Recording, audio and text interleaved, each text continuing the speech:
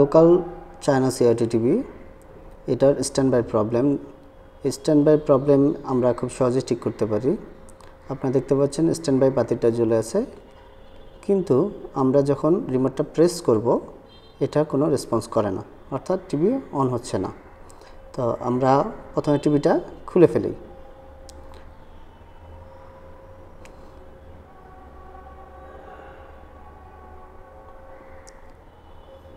টিভিটা খোলার সময় সাবধানে খুলবেন। টিভির ব্যাক কভারটা খোলা হয়ে গেলে সামনে থেকে আস্তে করে সার্কিটটাকে আলাদা করতে হবে। আচ্ছা, এখন আমরা এটার সেন্সরটা খুলে সামনে নিয়ে আসতেছি। সেন্সরটা সামনে নিয়ে আসবো যেন আমাদের বুঝতে সুবিধা হয়। আর ওই পাশ থেকে আমরা স্পিকার এবং অন্যান্য যত লাইন আছে এগুলো খুলে দিলাম। এখন আমরা টিভির ব্যাক সাইডে একটু চলে আসলাম। ব্যাক সাইডে আপনারা দেখতে পাচ্ছেন যে আমরা রেগুলেট সেকশনে যখন ভোল্টেজটা মাপতেছি তখন খুবই কম দেখাচ্ছে, অর্থাৎ 9.48 ভোল্ট, কিন্তু এখানে ভোল্টেজ থাকবে 12 ভোল্ট। আমরা এর যে ক্যাপাসিটরটা আছে, মেইন ক্যাপাসিটর রেগুলেট সেকশনের, এই ক্যাপাসিটরটা চেঞ্জ করব। এটা হচ্ছে 25 ভোল্ট 1000 মাইক্রোফ্যারাডের একটা ক্যাপাসিটর। এখন এই ক্যাপাসিটরটা আমরা নতুন এটাকে ইনস্টল করব।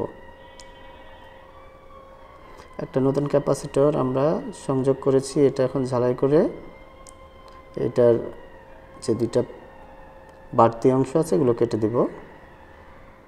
আচ্ছা, এখন আমরা মিটার দিয়ে ধরে আরেকটু মাপ নেই।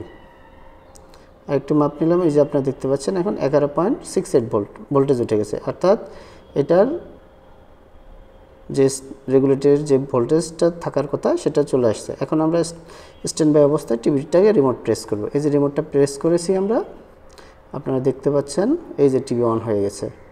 সামান্য ছোট্ট একটা ক্যাপাসিটরের কারণে ভোল্টেজ ড্রপ হয়েছিল, যে জন্য টিভিটা চালু হয়নি। আশা করি বুঝতে পেরেছেন।